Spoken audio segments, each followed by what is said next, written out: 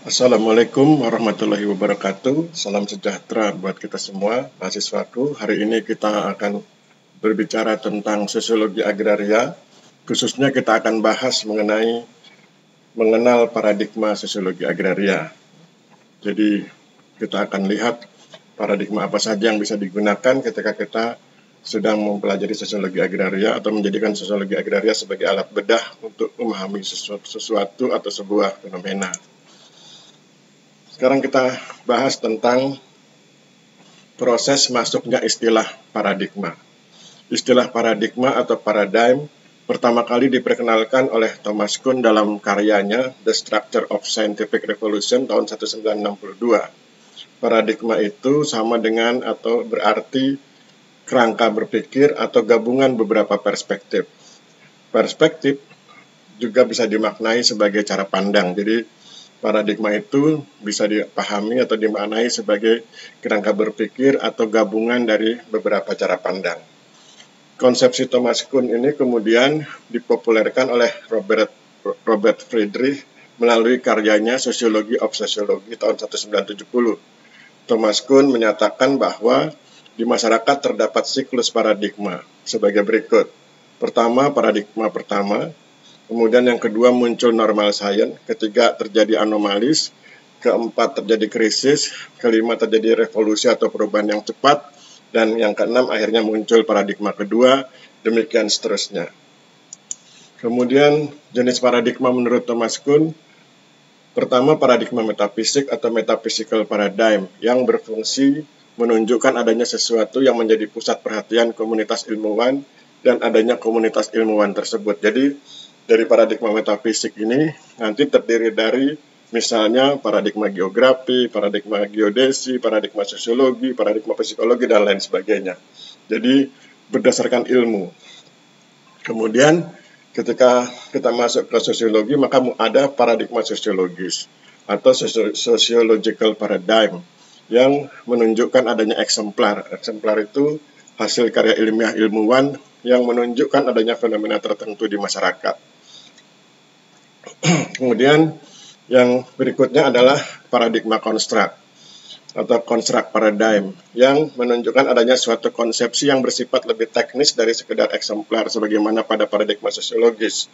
Contoh paradigma konstruk antara lain paradigma pertanahan, khususnya paradigma pendataran tanah misalnya begitu. Nah, jadi nanti di paradigma pertanahan ada paradigma pendataran tanah. Jadi paradigma konstruk ini sebetulnya adalah sesuatu yang lebih empirical, lebih empiris, lebih nyata, lebih mudah dilihat dibandingkan dengan paradigma sosiologis. Jadi paradigma sosiologis itu adalah pisau yang membedahnya, sedangkan paradigma konstruk adalah fenomena atau sesuatu yang dibedah. Misalnya nanti kita lihat di paradigma konstruk itu terdiri dari misalnya ada paradigma kehutanan, paradigma pertanahan, paradigma keluarga, dan lain sebagainya. Di paradigma pertanahan nanti dibagi lagi, ada paradigma pendaftaran tanah, paradigma land reform, paradigma pengadaan tanah, dan lain sebagainya. Nah, nanti paradigma-paradigma yang saya sebut sebagai paradigma konstruk itu yang kemudian dibedah oleh paradigma sosiologis. Jadi kalau dibuat gambar kira-kira begini, jadi paradigma metafisik atau metafisik paradigm itu bersifat abstrak, kemudian paradigma sosiologi atau sociological paradigm bersifat teoritik, dan paradigma konstruk atau konstruk paradigm bersifat teknis atau konkret. Nah, yang bersifat teknis itu yang kemudian dibedah oleh paradigma sosiologi.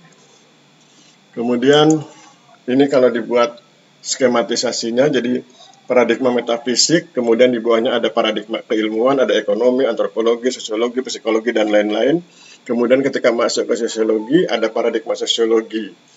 Paradigma sosiologi itu ada paradigma fakta sosial, paradigma definisi sosial, paradigma perilaku sosial. Paradigma fakta sosial itu terdiri dari atau dibangun oleh beberapa teori. Paradigma fakta sosial dibangun oleh dua teori, yaitu teori fungsional struktural dan teori konflik. Paradigma definisi sosial dibangun dari teori aksi, teori interaksionisme simbolik, dan teori fenomenologi. Paradigma perilaku sosial dibangun dari teori perilaku dan teori pertukaran. Kemudian paradigma sosiologi ini akan membedah paradigma konstruk. Paradigma konstruk itu terdiri dari beberapa hal yang real, yang nyata, yang konkret. Ada keluarga, komunikasi, pertanahan, kehutanan, dan lain-lain. Pertanahan misalnya nanti akan terbagi lagi menjadi beberapa bagian. Misalnya land reform, pendaftaran tanah, penggunaan tanah, pengadaan tanah, dan lain-lain. Jadi itu yang kemudian nanti mengantarkan kita untuk memahami tentang sosiologi agraria. Kemudian kita mulai dengan paradigma fakta sosial. Paradigma ini dibangun berdasarkan eksemplar karya Emil Durkheim, yaitu The Rules of Sociological Method tahun 1895 dan Suicide tahun 1897. Paradigma ini menitik beratkan perhatian pada diferensiasi antara sosiologi dengan filsafat. Sosiologi meneliti hal-hal yang bersifat empiris dengan cara mengobservasi fakta sosial. Sementara itu, filsafat meneliti hal-hal yang bersifat abstrak, berada dalam alam pikiran manusia.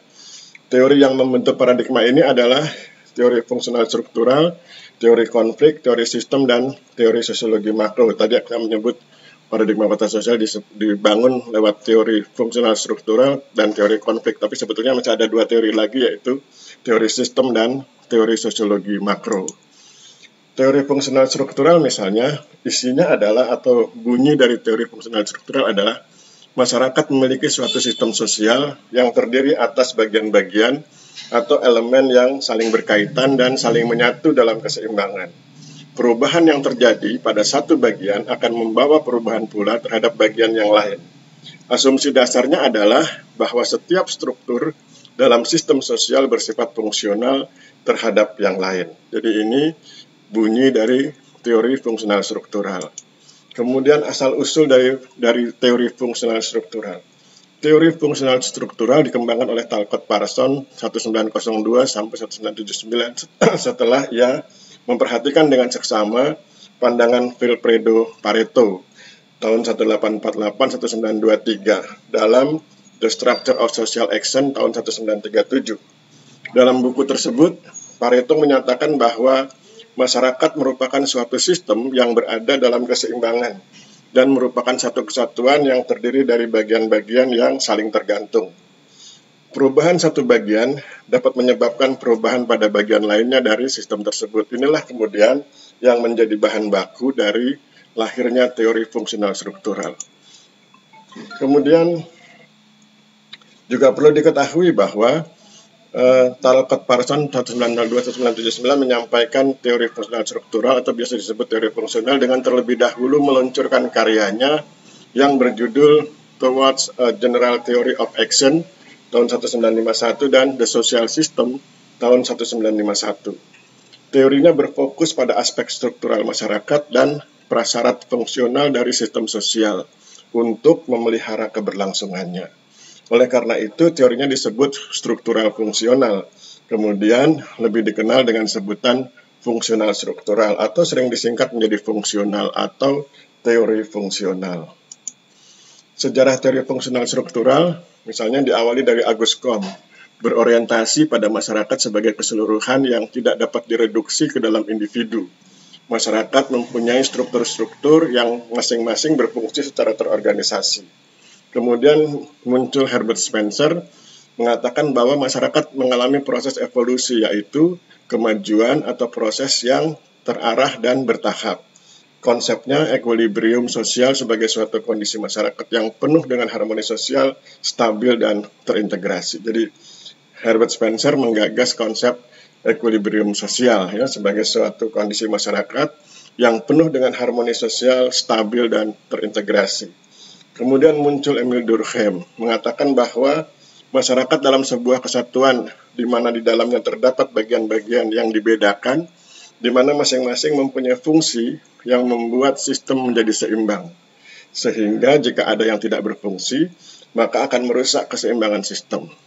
Kemudian disempurnakan oleh Talcott Parsons dengan menyatakan bahwa untuk dapat bertahan, sistem sosial harus terstruktur guna menjamin kebutuhan-kebutuhan agar dapat terpenuhi secara tepat dan efisien. Kemudian mari kita lihat elemen dari teori fungsional struktural. Jadi perspektif fungsional struktural itu memiliki elemen sosial, stimulus sosial, adaptasi sosial, keseimbangan sosial. Talcott Parsons menyebutkan ada 4 fungsi imperatif melalui action system yang biasa disebut agile, adaptation, goal attainment, integration, dan latensi. Elemen sosial, ini ada fungsi pemeliharaan pola atau latensi, merupakan proses ketika sistem memelihara motivasi dan kesepakatan sosial dengan menggunakan internal tension atau social control. Meskipun kemudian harus memperlengkapi, memelihara, dan memperbaiki baik motivasi individu maupun pola-pola kultural yang menciptakan dan menopang motivasi. Jadi konsepnya adalah latensi, ya. Jadi untuk memelihara pola, proses ketika sistem memelihara motivasi dan kesepakatan sosial dengan menggunakan internal tension atau social control. Kemudian dalam konteks stimulus ada yang disebut dengan fungsi integrasi atau integration function, ya, merupakan proses-proses yang terjadi di internal yang mengkoordinasi interrelationship berbagai subsistem atau unit-unit sistem. Meskipun kemudian harus mengatur antar hubungan atau bagian-bagian yang menjadi komponennya. Juga harus mengelola antar hubungan ketiga fungsi lainnya, yaitu AGL, ya, adaptation, goal attainment, dan latensi. Kemudian berkaitan dengan adaptasi sosial, ada yang disebut dengan fungsi adaptasi, merupakan sistem untuk mempertahankan sumber-sumber penting dalam sistem untuk menghadapi external demand atau permintaan eksternal. Harus mampu menanggulangi situasi eksternal yang gawat, menyesuaikan diri dengan lingkungan, dan menyesuaikan lingkungan itu dengan kebutuhannya. Jadi kita sudah bahas latensi, integrasi, adaptasi, dan sekarang tentang goal attainment, ya, pencapaian tujuan. Merupakan fungsi ketika sistem memprioritaskan tujuan dan memobilisasi sumber daya untuk mencapai tujuan. Untuk itu harus mendefinisikan diri untuk mencapai tujuan utamanya. Jadi ada 4 fungsi imperatif melalui action system yang disebut agile itu, adaptasi, kemudian goal attainment, pencapaian tujuan, integrasi atau integration, dan latensi, ya, proses memelihara motivasi dan kesepakatan sosial. Kemudian kalau dibuat skematisasinya kira-kira seperti ini. Jadi ini teori fungsional struktural. Jadi ada sebuah sistem sosial, dia punya elemen, dia punya stimulus, dia punya adaptasi, dan kemudian elemen, stimulus, dan adaptasi itu yang membuat lahir atau terbentuknya keseimbangan. Kemudian kita coba lihat dinamika fungsional struktural. Tahun 1960-an, teori fungsional struktural mengalami kemunduran karena tidak mampu menjelaskan adanya fenomena konflik sosial dan ketimpangan distribusi pendapatan. Tetapi teori fungsional struktural sangat baik penjelasannya ketika membahas perubahan sosial. Oleh sebab itu, Jeffrey Alexander dan Paul Coulomb mengkritik teori fungsional struktural dan menawarkan teori baru, yaitu teori neofungsional pada tahun 1980. Teori neofungsional dirumuskan mengikuti alur analisis Parsonian dengan mempercayai beberapa prinsip yang selanjutnya dituangkan dalam substansi teoretiknya. Teori neofungsional, ya, jadi bunyi teori neofungsional, masyarakat merupakan sebuah sistem yang relatif mandiri, yang terorganisasi melalui interaksi antar bagiannya.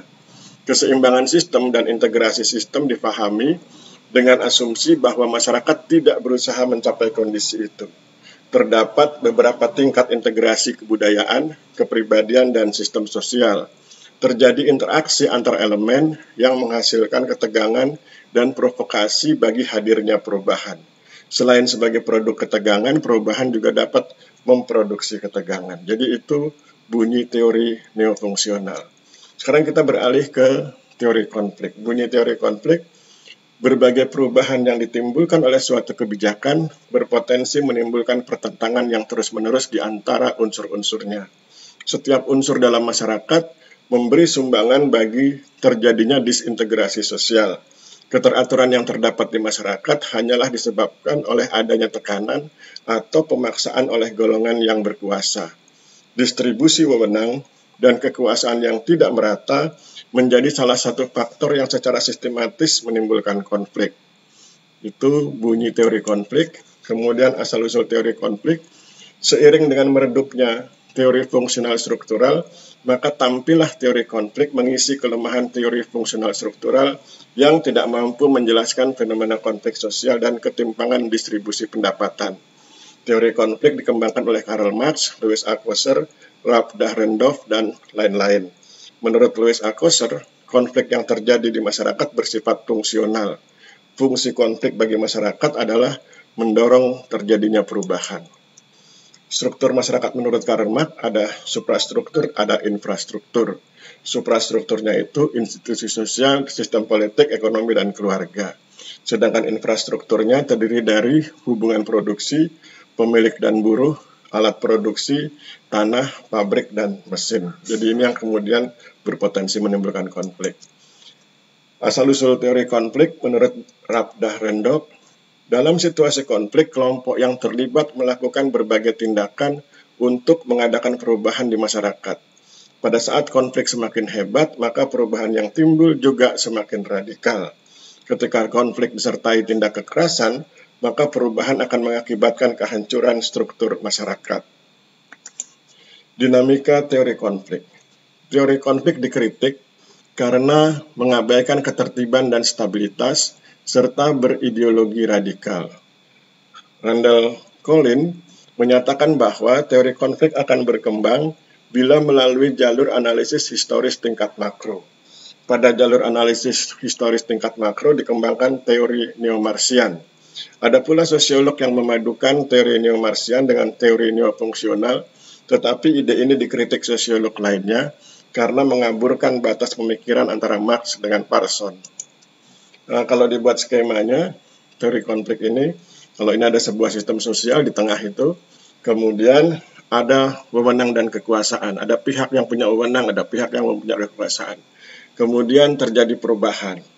Kemudian ketika terjadi perubahan ada pertentangan. Nah, bagaimana para pihak yang memiliki kewenangan dan kekuasaan itu mengelola perubahan dan mengelola pertentangan agar kemudian tidak terjadi disintegrasi. Meskipun secara teoritis besar kemungkinan bila perubahannya terlalu ekstrim, pertentangannya terlalu kuat, maka akan terjadi disintegrasi. Contoh siklus paradigma dengan menggunakan siklus paradigma yang digagas Thomas Kuhn. Jadi tadi kan kita sudah bicara bahwa Thomas Kuhn punya gagasan atau punya konsep bahwa paradigma itu mengalami siklus. Paradigma 1 terus berubah-berubah, kemudian muncul paradigma 2, demikian seterusnya. Nah, sekarang kita akan bahas dengan menggunakan konsep Thomas Kuhn itu, bagaimana terjadi perubahan dari paradigma fakta sosial menjadi paradigma perilaku sosial. Paradigma fakta sosial tadi kita sudah bahas mengenai pembangunnya atau konstruktornya adalah teori konflik dan teori fungsional struktural. Sekarang kita akan melihat bagaimana paradigma fakta sosial itu berubah menjadi paradigma perilaku sosial. Kita mulai dari paradigma pertama, yaitu paradigma fakta sosial. Maka kemudian ketika muncul paradigma fakta sosial, terjadi apa yang disebut dengan normal science. Banyak tokoh bicara tentang fakta sosial, seperti terjadinya keseimbangan dan konflik di masyarakat. Tetapi kemudian muncul anomali.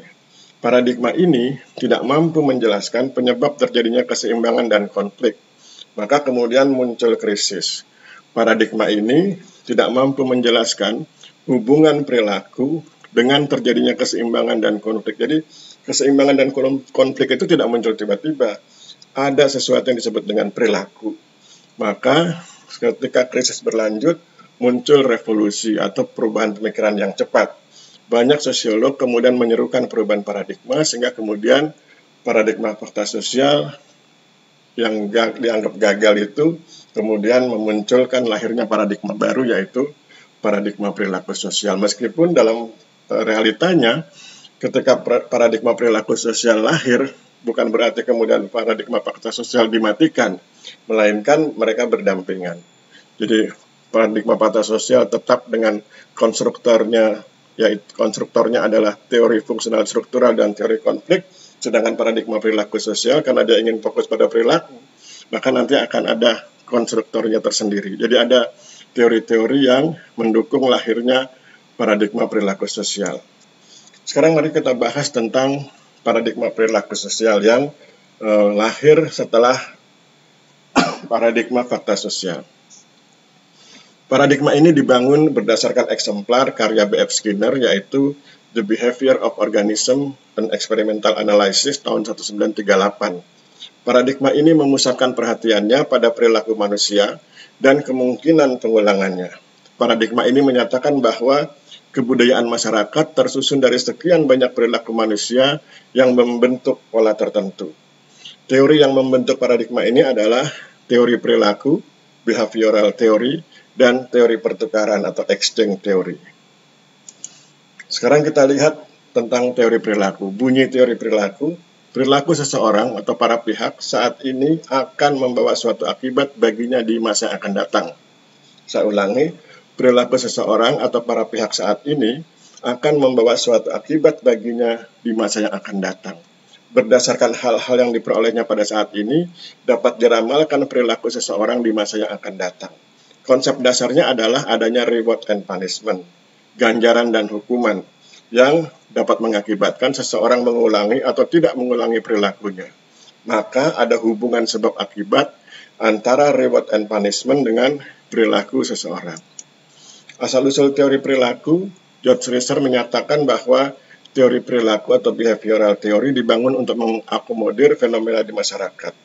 Teori ini memusatkan perhatian pada pengaruh perilaku yang terjadi di lingkungan terhadap perilaku seseorang. Jadi tadi ketika terjadi siklus paradigma dari paradigma fakta sosial menjadi paradigma perilaku sosial, kan kelemahannya paradigma fakta sosial adalah tidak mampu menjelaskan mengapa timbul keseimbangan dan timbul konflik. Maka paradigma perilaku menjelaskan keseimbangan dan konflik itu terjadi karena adanya perilaku. Nah, sekarang kalau dibuat skematisasinya, jadi perilaku seseorang atau perilaku masyarakat itu akan dilakukan oleh para pihak. Jadi ada para pihak yang berperilaku A, ada para pihak yang berperilaku B, dan sebagainya. Nah, perilaku itu kemudian akan bisa dibaca sebagai sebuah respon untuk memenuhi kebutuhan. Jadi kalau seseorang melakukan tindakan tertentu karena dia membutuhkan sesuatu. Nah, tetapi perilaku itu juga bisa dibaca sebagai suatu penyebab terjadinya disintegrasi sosial. Misalnya perilaku-perilaku yang merusak masyarakat akan menimbulkan terjadinya disintegrasi sosial. Nah, kemudian para pihak ini harus mampu mengelola agar perilaku yang dapat memenuhi kebutuhannya itu tidak kemudian justru menimbulkan disintegrasi sosial, agar pada akhirnya akan terjadi keberlanjutan perilaku. Bila perilakunya ternyata lebih cenderung pada disintegrasi sosial, besar kemungkinan maka perilaku tersebut akan mendapat punishment yang berat sehingga kemudian kebutuhannya tidak bisa tercapai dan besar kemungkinan perilaku tersebut tidak akan dilanjutkan. Sekarang kita masuk ke teori pertukaran. Bunyi teori pertukaran, suatu tindakan dilakukan bila mendapat reward, ganjaran, atau benefit, manfaat atau keuntungan. Suatu tindakan tidak akan dilakukan bila memperoleh punishment, sanksi atau hukuman. Pertukaran tindakan terjadi saat multi pihak melakukan interaksi. Keberlanjutan tindakan akan terjadi bila memberi reward atau benefit pada multi pihak. Asal-usul teori pertukaran, Peter M. Blow menyatakan bahwa berdasarkan konsep pertukaran, maka masyarakat memiliki struktur sosial yang kompleks. Prosesnya meliputi pertukaran atau transaksi antar individu yang meningkat menjadi diferensiasi status dan kekuasaan, yang mengarah pada legitimasi dan pengorganisasian, yang menyebarkan bibit oposisi dan perubahan. George Homan menyatakan bahwa selama berlangsungnya proses interaksi, selalu timbul suatu fenomena baru. Kalau dibuat skematisasinya dari teori pertukaran, kalau itu ada tindakan itu dilakukan oleh para pihak, maka tindakan itu akan dipengaruhi oleh konsep reward and punishment. Kalau rewardnya baik, maka tindakan itu akan dilakukan. Kalau mendapat punishment, tindakan akan dihentikan. Nah, tindakan ini kemudian dipertukarkan oleh para pihak.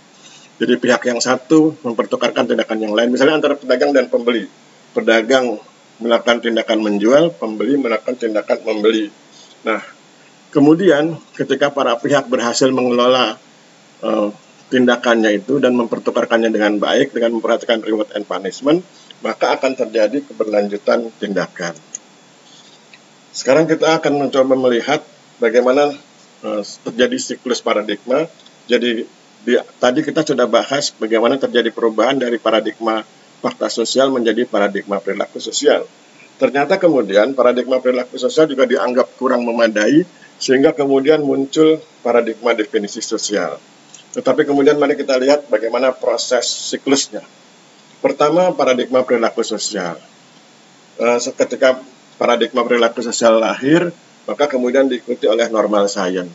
Banyak tokoh bicara tentang perilaku sosial yang dilatar belakangi oleh reward and punishment. Tetapi kemudian terjadi anomali atau penyimpangan.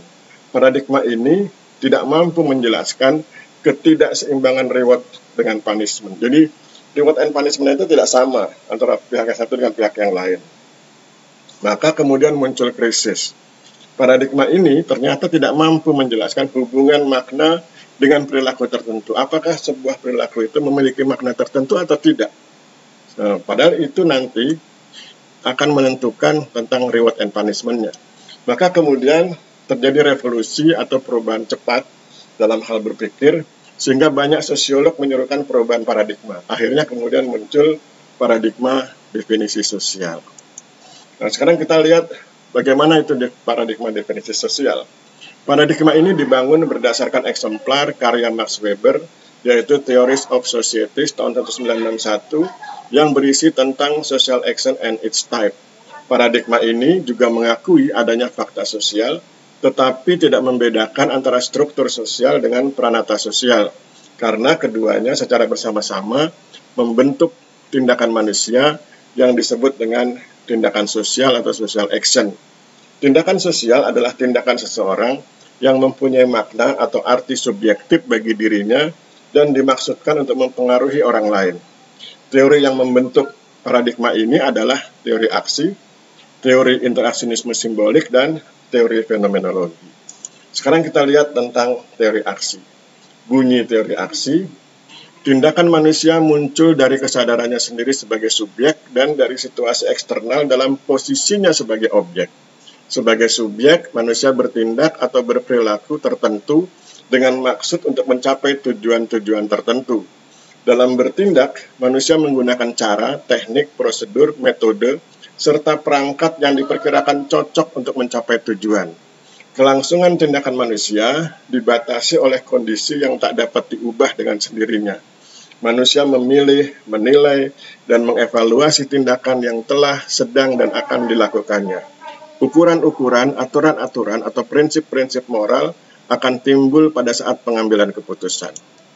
Asal-usul teori aksi atau action theory dibangun berdasarkan pemikiran Max Weber 1864-1920, Emil Durkheim 1858-1917, dan Vilfredo Pareto 1848-1923. Teori aksi kemudian berkembang ketika Charles Horton Cooley tahun 1864-1924 membuktikan bahwa sesuatu yang mempunyai arti penting dalam kehidupan bermasyarakat adalah kesadaran subjektif. Teori aksi semakin berkembang di Amerika Serikat berkat jasa beberapa sosiolog Eropa yang pendukung teori ini. Kalau dibuat skematisasinya, teori aksi ini ada sebuah tindakan sosial yang dibangun lewat mekanisme kesadaran.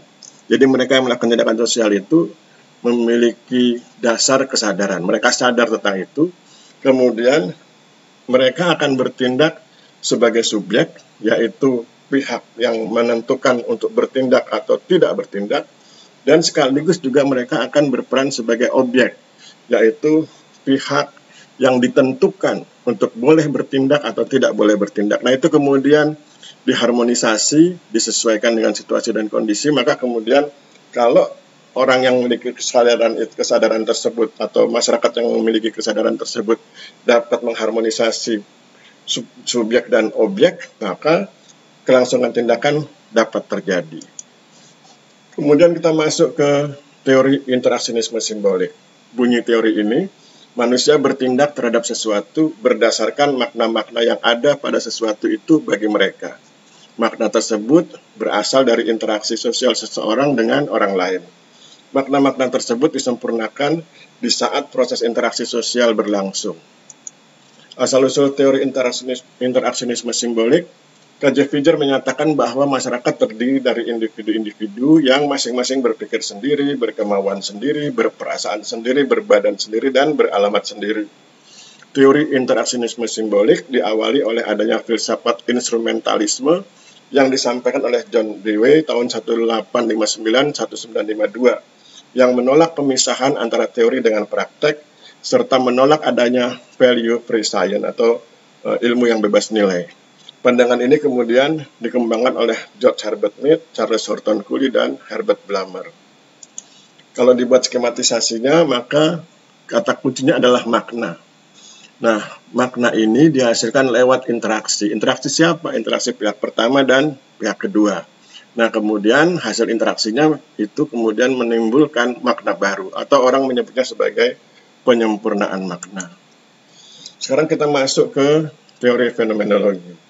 Bunyi teori fenomenologi itu sangat sederhana, yaitu norma atau aturan sosial yang mengendalikan tindakan para aktor dan yang memantapkan struktur sosial. Jadi, tindakan para aktor itu dikendalikan oleh norma sosial dan yang memantapkan struktur sosial.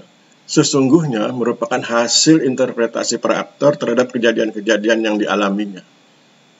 Jadi, tindakan para aktor dikendalikan oleh norma sosial yang sekaligus juga memantapkan struktur sosial, tetapi norma sosial itu pula sesungguhnya merupakan hasil interpretasi para aktor terhadap kejadian-kejadian yang dialaminya. Jadi, aktor mengalami kejadian, dia kemudian menginterpretasikan, dibuat norma itu mengendalikan tindakannya dan memantapkan struktur sosial. Kira-kira penjelasannya seperti itu. Sekarang keterangannya. Apa itu aktor? Aktor adalah pihak yang melakukan sesuatu. Apa itu sikap ilmiah?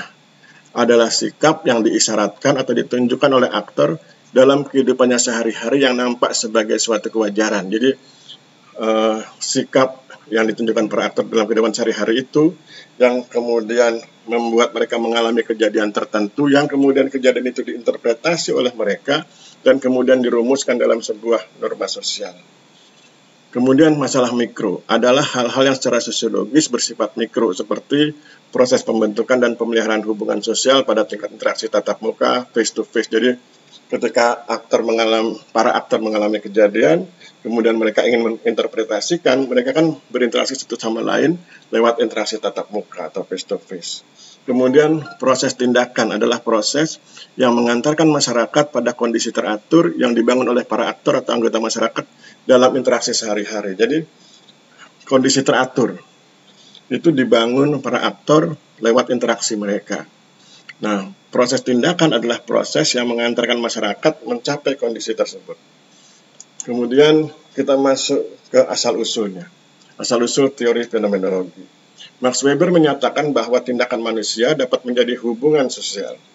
Hal ini menurut Alfred Scott menunjukkan adanya bentuk intersubjektivitas yang mengacu kepada suatu kenyataan bahwa individu dan kelompok saling berinteraksi, saling memahami, dan saling bertindak. Berdasarkan konsep intersubjektivitas inilah Alfred Scott 1899-1959 membangun teori fenomenologi. George Reiser menyatakan bahwa bila diamati dengan seksama, maka diketahui adanya 4 unsur pokok dalam teori fenomenologi, yaitu aktor, kedua sikap ilmiah atau natural attitude, kemudian masalah mikro atau micro problem, dan proses tindakan atau action process. Nah, kalau dibuat skematisasinya, teori fenomenologi itu fokusnya pada tindakan sosial. Tindakan sosial itu dibangun lewat norma sosial, yang ketika membangun norma sosial itu dengan memperhatikan kebutuhan dan interpretasi terhadap kejadian. Maka kemudian norma sosial itulah yang kemudian diperankan atau digunakan sebagai instrumen pengendalian sosial. Dengan demikian kita sudah bahas tentang paradigma sosiologi.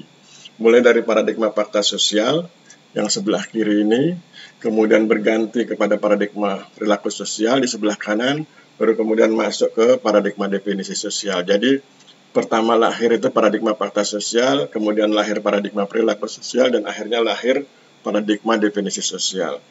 Paradigma fakta sosial, tokohnya Emil Durkheim, karyanya The Rule of Sociological Method tahun 1895. Kemudian muncul paradigma perilaku sosial, tokohnya B.F. Skinner, karyanya The Behavior of Organism and Experimental Analysis, tahun 1938. Kemudian muncul paradigma definisi sosial, tokohnya Max Weber, karyanya Theories of Societies, tahun 1961. Nah, kemudian mari kita lihat dinamika paradigma sosiologi. George Risser dan Douglas J. Goodman dalam bukunya Modern Sociological Theory tahun 2003 mengungkapkan bahwa ada dinamika paradigma sosiologi. Menurut mereka telah berkembang paradigma integratif yang menggabungkan 3 paradigma. Paradigma fakta sosial, paradigma definisi sosial, dan paradigma perilaku sosial.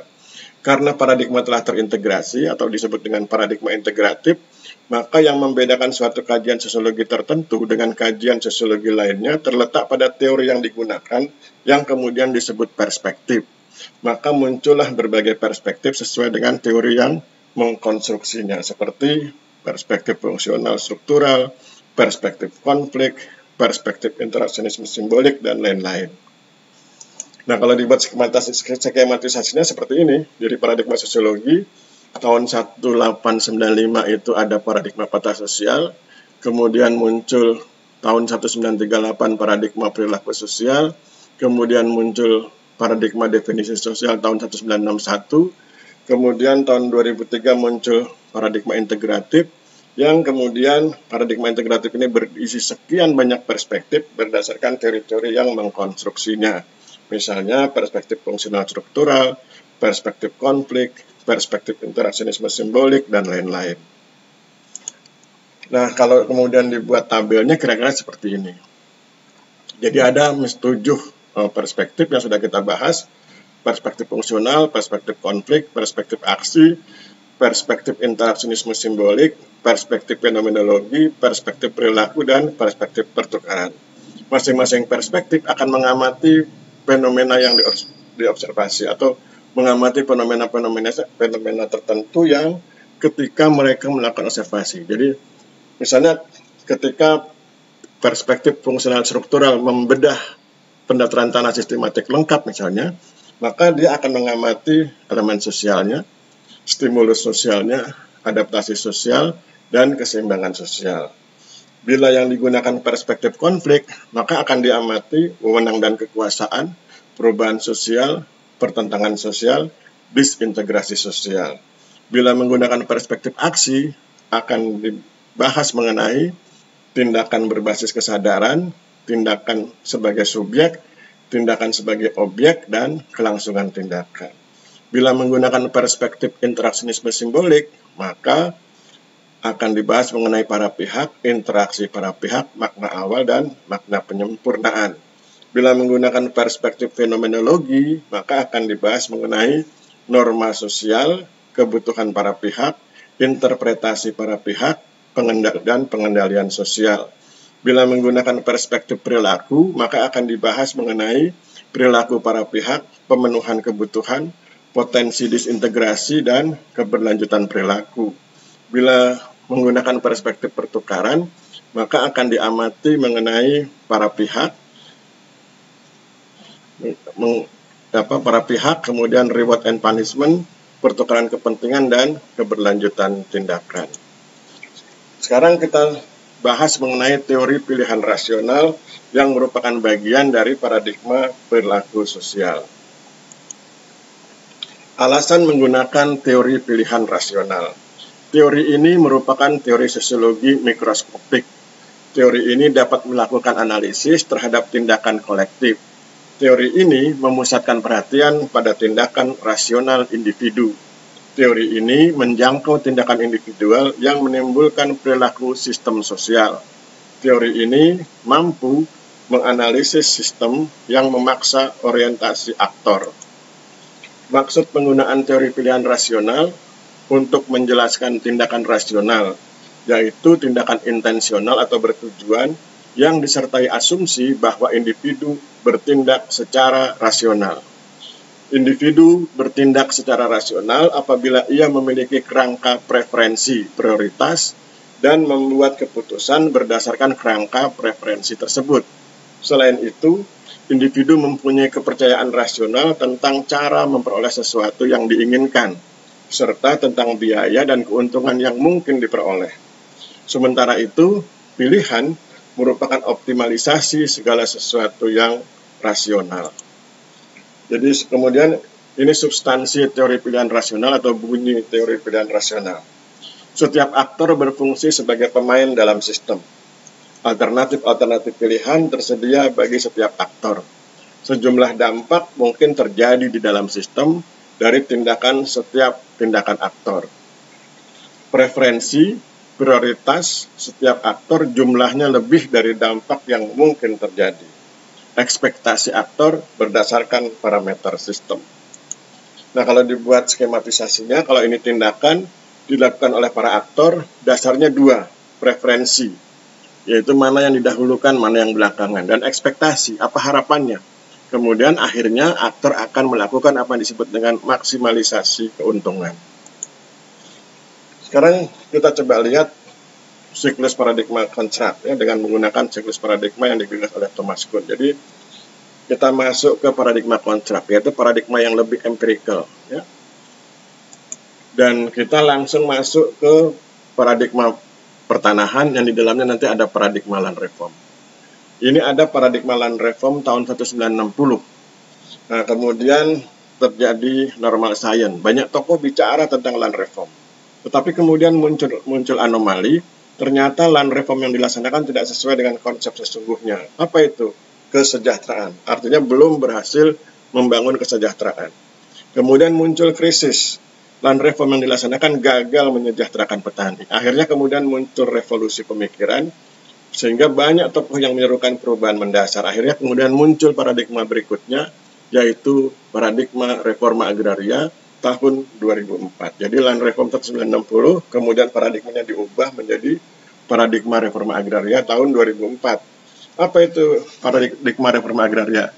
Intinya adalah land reform plus. Jadi kalau land reform itu berkaitan dengan redistribusi tanah, berkaitan dengan penguatan aset, maka ketika bicara tentang reforma agraria itu ditambah. Apa tambahannya?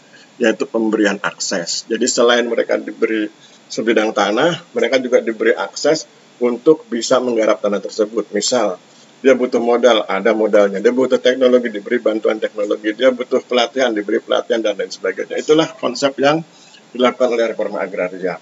Pada intinya, lewat reforma agraria akan diperjuangkan keadilan dan kesejahteraan. Sehingga kemudian muncul harmoni sosial yang baik di masyarakat. Sekarang kita lihat di pendaftaran tanah. Ini juga terjadi siklus. Pendaftaran tanah tahun 1961. Muncul normal science. Banyak tokoh bicara tentang pendaftaran tanah. Tapi kemudian muncul anomali. Ternyata pendaftaran tanah yang dilaksanakan tidak mampu mendukung dinamika sosial. Terjadi krisis. Pendaftaran tanah yang dilaksanakan gagal menyejahterakan masyarakat. Maka kemudian muncul revolusi. Banyak tokoh yang menyerukan perubahan. Maka kemudian muncul pendaftaran tanah tahun 1997. Apa bedanya dengan yang 1961? Pendaftaran tanah tahun 1961 itu terlalu lambat dalam menghasilkan sertifikat tanah. Sehingga kemudian dengan pendaftaran tanah tahun 1997, proses penerbitan sertifikat hak atas tanah menjadi lebih cepat dibandingkan yang tahun 1961. Tapi mari kita lihat berikutnya. Ternyata paradigma pendaftaran tanah tahun 1997 juga dianggap tidak cepat. Ya, mari kita lihat. Pendaftaran tanah tahun 1997 lahir, muncul normal science, banyak tokoh bicara tentang pendaftaran tanah, tetapi pendaftaran kemudian muncul penyimpangan, pendaftaran tanah yang dilaksanakan tidak mampu mendukung dinamika sosial, maka kemudian ada krisis, pendaftaran tanah yang dilaksanakan terlalu lambat, maka kemudian muncul revolusi pemikiran, banyak tokoh yang menyerukan perubahan mendasar, sehingga kemudian muncul pendaftaran tanah sistematis lengkap tahun 2016 yang lebih cepat proses penerbitan sertifikatnya dibanding yang tahun 1997. Ya, ini sekedar intermezzo. Kenapa kamu diam saja padahal kamu tahu. Jadi kalau kita tahu sesuatu, mari kita bagikan, mari kita share. Orang sering bilangnya dengan sedekah ilmu, kecuali tahu betul ya. Kalau tahu, walaupun tahu tetap tahu. Oke, saya pikir begitu. Demikian pertemuan kita hari ini. Mohon maaf apabila ada kesalahan. Wabillahi taufiq wal hidayah. Wassalamualaikum warahmatullahi wabarakatuh.